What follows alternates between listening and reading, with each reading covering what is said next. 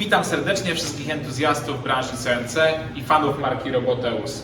To jest nasza nowa maszyna. Chciałbym, żeby dzisiejszy film pokazał Wam możliwości naszego kodera frezującego RBF2030 z wymiennym magazynem narzędzi. Mamy tutaj elektrowrzeciono o mocy 6 kW wraz z magazynem narzędzi na 12 slotów na stożki ISO 30.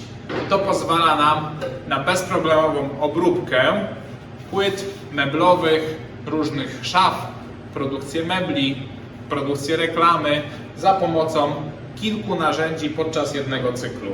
W praktyce możecie naraz wyprofilować, nawiercić, sfazować i wyciąć formatkę o dowolnym kształcie i rozmiarze. Zapraszam Was na film